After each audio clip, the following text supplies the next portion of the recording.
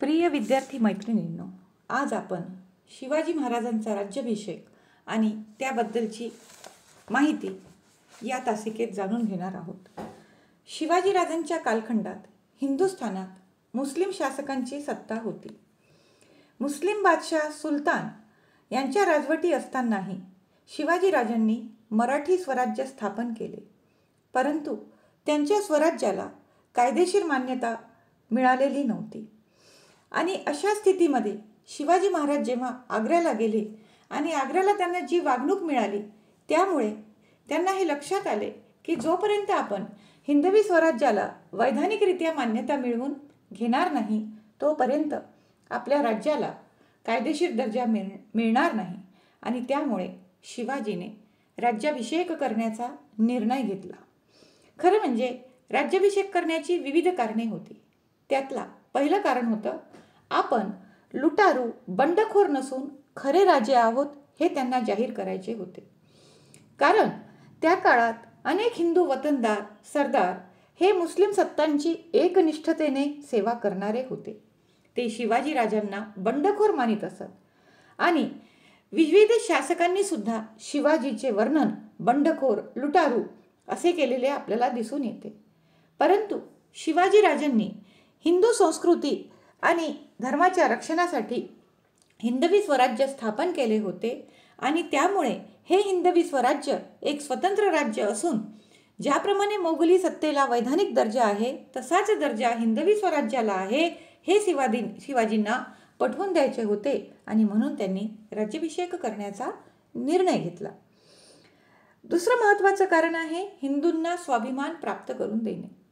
आपल्याला माहीत आहे मैत्रिणींनो की विजयनगरचे हिंदू साम्राज्य नष्ट झाले आणि हिंदुस्थान हा केवळ नावालाच हिंदुस्थान ठरला. खरी सत्ता मुस्लिम शासकांच्या हाती जाऊन धार्मिक दृष्टीने, सामाजिक दृष्टीने हिंदूंवर अत्याचार होऊ लागले.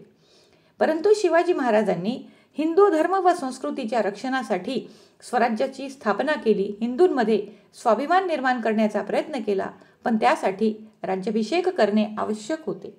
आणि त्या दृष्टीने आता हिंदूंना राजा प्राप्त झालेला आहे. मुस्लिम शासकांनी जर हिंदू जनतेवर अत्याचार अन्याय केले तर तो सहन केला जाणार नाही, असाही इशारा शिवाजीराजांना या राज्याभिषेकाच्या माध्यमातून द्यायचा होता. तिसरं कारण आहे की घटनात्मक अडचणी अनेकदा निर्माण झाल्या. कारण जोपर्यंत राजांनी राज्याभिषेक केलेला नव्हता, तोपर्यंत ते सामान्य जहागीरदार होते. म्हणजे शिवाजी महाराजांचा वैधानिक दर्जा आदिलशाहीचे चाकर असाच होता. त्यामुळे राजांनी कोणाला वतने दिली, देणग्या दिल्या, दुसऱ्या सत्तेशी करार केले तरी त्याला कायदेशीरपणा येत नव्हता. हिंदू राजनीतीशास्त्राच्या दृष्टीने राज्याभिषेक हा एक महत्त्वाचा धार्मिक संस्कार होता. हा धार्मिक संस्कार करून राजांच्या राजेपदाला धर्माचा पाठिंबा देणे हे राज्याभिषेकामुळे शक्य होणार होते. आणि म्हणून घटनात्मक अडचणी सोडविण्यासाठी शिवाजी महाराजांनी राज्याभिषेक करण्याचा निर्णय घेतला. सर्वात महत्त्वाचं कारण त्यामागे असेल की त्या काळामध्ये एक चुकीची परंपरा निर्माण झालेली होती आणि ती म्हणजे की या पृथ्वीतलावर आता एकही क्षत्रिय राहिलेला नाही आणि त्यामुळे हिंदूंना राज्य करण्याचा अधिकार नाही. आणि अशी ही चुकीची भूमिका खोडून काढण्यासाठी आणि मराठ्यांचे राज्य हे सार्वभौम आहे हे सिद्ध करण्यासाठी शिवाजी महाराजांनी स्वराज्याच्या स्थापनेबरोबर त्याचा राज्याभिषेक करण्याचा निर्णय घेतलेला आपल्याला दिसून येतो. म्हणजे एक प्रकारे राज्याभिषेकाद्वारे सामान्य जनतेपासून ते विविध सत्ताधीशांना पटवून देण्यासाठी शिवाजी महाराजांनी राज्याभिषेक करण्याचा निर्णय घेतलेला आपल्याला दिसून येतो. आणि या राज्याभिषेकाच्या समारंभासाठी शिवाजी महाराजांनी मोठ्या प्रमाणावर तयारी आणि एक प्रकारचे संस्कार करण्याचा प्रयत्न केलेला आपल्याला दिसून येतो. शिवाजी महाराजांनी मराठी राज्याची राजधानी रायगड हा किल्ला राज्याभिषेकासाठी निवडला. या किल्ल्यावर राजधानीच्या दृष्टीने अनेक वास्तू उपलब्ध होत्या आणि म्हणून सर्वप्रथम 19 मे 1674 रोजी प्रतापगडावर जाऊन शिवाजी महाराजांनी भवानीचे दर्शन घेतले. रायगडला परत आल्यावर त्यांचा गागाभट्ट या ब्राह्मण पुरोहिताने त्यांच्यावर क्षत्रिय पद्धतीनुसार उपनयन संस्कार केला. राजाकडून लष्करी मोहिमात कळत न कळतपणे ब्रह्महत्या झाली असतील तर त्यासाठी सुद्धा एक संस्कार करण्यात आला आणि या सर्व विधींनी धर्मशास्त्रदृष्ट्या राजे क्षत्रिय झाल्याचे एक प्रकारे सिद्ध झाले आणि त्यानंतर राज्याभिषेकाच्या दिवसापर्यंत दररोज अनेक प्रकारचे विधी, होम हवन, दान हे कार्यक्रम अखंडपणे सुरू झाले. प्रत्यक्षात राज्याभिषेक कसे घडून आले याचं वर्णन आपण ऐकूया. राज्याभिषेकाचा सोहळा ज्येष्ठ शुद्ध 13 शनिवार दिनांक 6 जून 1674 रोजी रायगडावर झाला. राजे व सोयराबाई राज्याभिषेक मंडपात आल्यावर मंडप पूजा करण्यात आली. मंडपातील महावेदीच्या पूर्वेला सुवर्णकुंभ, दक्षिणेला रजतकुंभ, पश्चिमेला ताम्रकुंभ आणि उत्तरेस मृत्तिका कुंभ हे भरून ठेवण्यात आले. वेदमंत्राने अग्नी आणि ग्रह यांची स्थापना करण्यात आली. स्नान करून शिवाजीराजांनी विधीपूर्वक विधीवर आरोहण केले. त्यानंतर अग्निपूजा झाली. अभिषेक व सिंहासनारोहण हे धार्मिक कार्यक्रम सुरू झाले. 8 दिशांना अष्टप्रधान उभे राहिले. सुवर्ण आसनावर शिवाजी महाराज, सोयराबाई व युवराज संभाजी बसले आणि अष्टप्रधानांच्या हातात विविध राजचिन्हे देण्यात आली. अधिकाऱ्यांच्या हातात भारतातून आणलेल्या पवित्र नद्यांचे जल होते. या जलाचा महाराजांवर अभिषेक करण्यात आला. त्यानंतर राजांनी पुन्हा स्नान करून बरोबर घेतलेल्या आयुधांची पूजा केली. सर्व वरिष्ठांना शिवाजी महाराजांनी नमस्कार केले आणि सिंहासनावर बसण्यासाठी सिद्ध झाले. शिवाजी महाराजांचे सिंहासन 32 मन सोन्याचे होते. सिंहासनाच्या 8 दिशांना 8 रत्नजडित खांब होते. या मस्तकावर धरावयाचे छत्र मोतीलग झालरीचे आणि जडव्यांचे होते. ऑक्झिटन या इंग्रज अधिकाऱ्याने या राज्याभिषेकाचे तपशीलवार वर्णन केलेले आपल्याला दिसून येते. जिजाबाईंच्या समोर सिंहासनारोहणाचा कार्यक्रम मोठ्या थाटामाटात सुरू झाला. वाद्यांचा गजर, तोफांचा गडगडाट, 16 सुवासिनींनी राजांना ओवाळले आणि गागा भट्टांनी राजांच्या मस्तकावर राजमुकुट ठेवला आणि राजे शिवाजी सिंहासनाधिपती झाल्याचे त्यांनी घोषित केले. यावेळेस सर्वांना मुक्त हस्ताने दानधर्म करण्यात आला. तो जवळपास 10-12 दिवस सतत सुरू होता. जिजाबाईने आपल्या मुलाने मराठी राज्याच्या स्थापनेचे स्वप्न पूर्ण करावे अशी जिद्द बाळगली होती आणि या राज्याभिषेकाच्या निमित्ताने त्यांची ही जिद्द पूर्ण झाल्याचे आपल्याला दिसून येते. शिवाजी महाराजांच्या राज्याभिषेक ही मराठ्यांच्या इतिहासाला एक वेगळे वळण लावून देणारी घटना होती. या राज्याभिषेकाने एका पराक्रमी जहागीरदाराचा मुलगा, ज्याला बंडखोर समजले जायचे, तो श्रीमंत छत्रपती क्षत्रिय कुलावंतस म्हणून ओळखला जाऊ लागला. या राज्याभिषेकाचे परिणाम काय झाले तर त्याचं पहिलं परिणाम आपल्याला सांगता येईल की विजयनगर साम्राज्याच्या पतनानंतर हिंदूंना वैधानिक राजा मिळाला. या राज्याभिषेकाने शिवाजी बंडखोर लुटारू नाही तर मुस्लिम आणि परकीय सत्तांचा पराभव करणारा आणि धर्माने मान्य केलेला हिंदू राजा जनतेला मिळाला. दुसरा एक महत्त्वाचा परिणाम यामध्ये दिसून आलं की यापूर्वी जो गैरसमज होता की या पृथ्वी तलावर क्षत्रिय अस्तित्वात नाही, हा गैरसमज निकालात निघाला. या पृथ्वी तलावर क्षत्रिय संपलेले नाहीत तर ते जिवंत आहेत हे राज्याभिषेकाद्वारे हिंदूंची राजसत्ता निर्माण करून शिवाजी महाराजांनी सिद्ध केले. शिवाजी महाराजांनी एवढे पराक्रम गाजवलेले होते, स्वराज्याचा विस्तार केलेला होता, मात्र तो वतनदार किंवा जहागीरदार असेच त्या काळामध्ये त्याचे स्वरूप तयार झालेले होते. त्यामुळे राजांना तह, करार, इनामपत्रे, वतनपत्रे देताना घटनात्मक अडचणी येत होत्या. आता मराठ्यांचे स्वतंत्र सार्वभौम राज्य स्थापन झाले आहे हे राज्याभिषेकाने सर्व जगाच्या नजरेस आणले. त्यांनी अष्टप्रधान मंडळाची नेमणूक केली. ते स्वतःला छत्रपती म्हणवून घेऊ लागले. राज्याभिषेक शक सुरू केला म्हणजे हिंदू समाजात आणि राजकारणात या शकाने नवे युग सुरू झाले आहे असे घोषित करण्यात आले. त्याशिवाय शिवराई होऊन ही शिवाजी महाराजांची नवीन आणि त्यांनी प्रचारात आणली.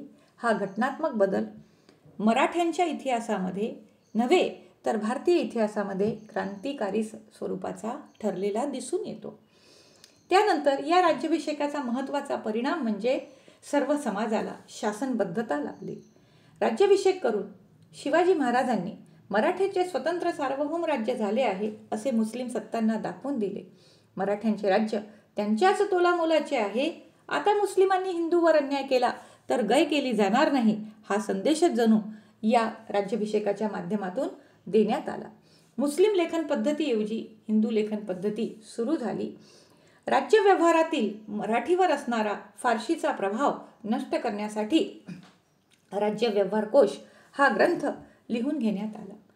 शिवाजीराजांचा राज्याभिषेक हा इस्लामी राज्यकर्त्यांना एक जबरदस्त हादराच होता. त्यानंतर मुस्लिम शासकांनी शिवाजीबरोबर प्रत्यक्ष संघर्ष करण्याचा कोणताही प्रयत्न केलेला दिसत नाही. याचा अर्थ स्वराज्य विकासात शिवराज्याभिषेक अतिशय क्रांतिकारक घटना मानली जाऊ शकते. परंतु या क्रांतिकारक घटनेला जोडूनच आणखी एक घटना घडली, त्याचा उल्लेख या अनुषंगाने आपणास करावा लागतो, ते म्हणजे शिवाजी महाराजांचा दुसरा राज्याभिषेक.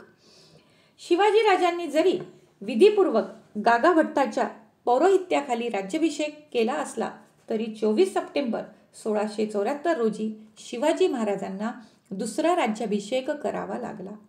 हा राज्याभिषेक ज्याच्या पौरोहित्याखाली करावा लागला तो वाराणसीचा गोसावी निश्चलपुरी तांत्रिक हा होता. या राज्याभिषेकाची गरज शिवाजींना का भासली? दुसरा राज्याभिषेक करण्यासाठी सर्वात महत्त्वाचं कारण काय घडलं ते आपण बघूया.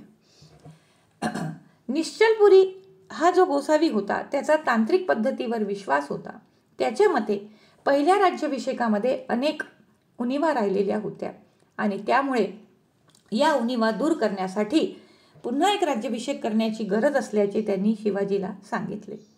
त्याच्या मते त्याने राजाकडून वेगवेगळ्या पद्धतीच्या पूजा करून घेतल्या नाही, तांत्रिक देवतांचे पूजन झाले नाही आणि म्हणून अशा प्रकारचे पूजन होणे गरजेचे आहे असे त्याने सांगितले. खरं म्हणजे या राज्याभिषेकाच्या नंतर काही घटना अशा घडल्या की त्यामुळे कुठेतरी सर्वांच्या मनात एक अपराधीपणाची भावना म्हणता येईल निर्माण झाली. वास्तविक विज्ञानाशी आणि शास्त्रीय पद्धतीशी त्याचा संबंध नव्हता. पहिल्या राज्याभिषेकानंतर जिजाबाईचा 12 दिवसांनी मृत्यू झाला. त्यानंतर शिवाजीचा सेनापती प्रतापराव गुजर युद्धात मारला गेला. राणी काशीबाईचा मृत्यू झाला. युवराज संभाजीच्या गळ्यातील मोतीहारातील 2 मोती गहाळ झाले. पूजा करते समय तलवार म्यानातून पडली. अशा ज्या घटना घडलेल्या होत्या त्या प्रासंगिक होत्या. त्यामध्ये काही अपशकुन वगैरे सारखा प्रकार नव्हता.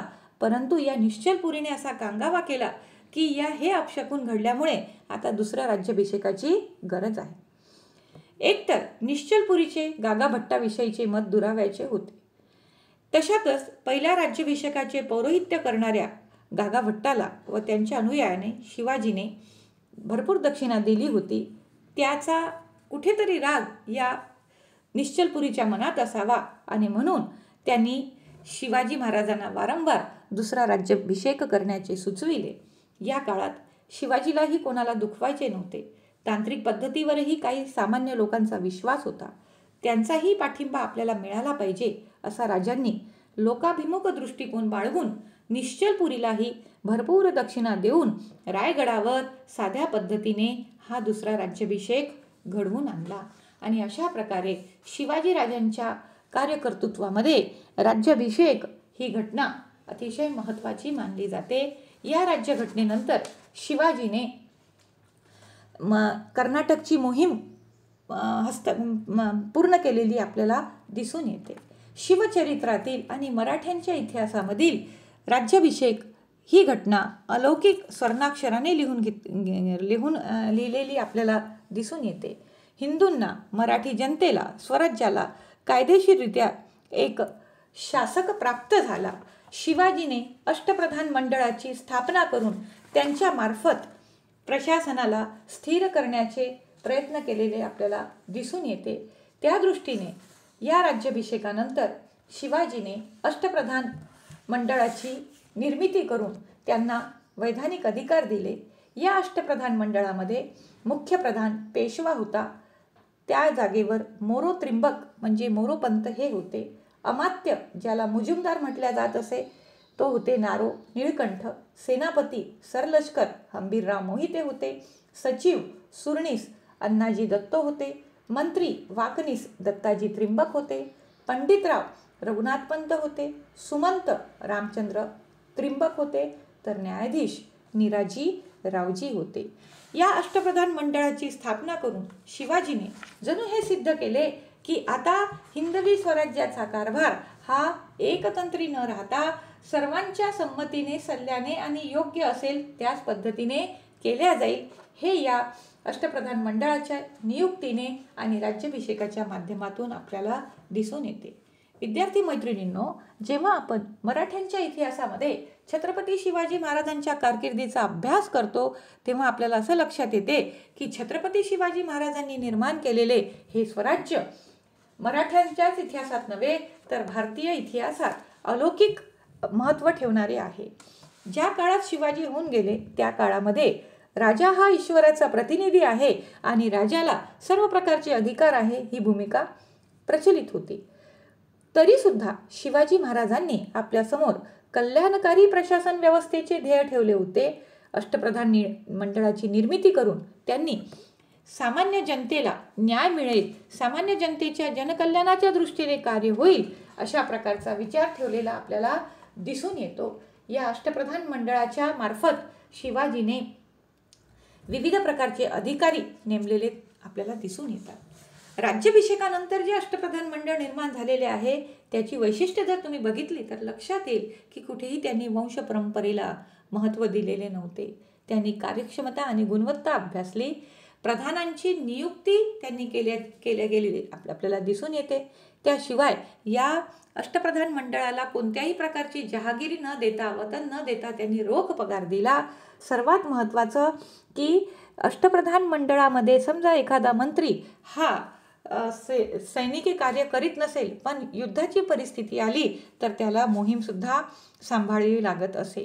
म्हणजे अष्टप्रधान मंडळात त्यांनी संयुक्त जबाबदारीच्या तत्वाचे पालन केले आणि त्यांच्या या अष्टप्रधान मंडळाला राज्याभिषेकामुळे वैधानिक मान्यता मिळालेली आपल्याला दिसून येते. शिवाजी महाराजांनी जे लष्कर निर्माण केले ते लष्कर सुद्धा या राज्याभिषेकामुळे कायदेशीर बनले. त्यांनी गनिमिका व युद्ध पद्धतीचा स्वीकार केला. मावळ्यांना आपल्या सैनिकी गुणांचे प्रदर्शन करण्यासाठी प्रेरित केले आणि त्यांनी जी निर्माण केलेली सैन्य व्यवस्था होती त्या सैन्य व्यवस्थेमुळे शिवाजी हिंदवी स्वराज्याचे सुराज्यात रूपांतर करू शकले आणि म्हणून शिवाजीचा राज्याभिषेक ही घटना इतिहासामध्ये महत्त्वपूर्ण मानली जाते.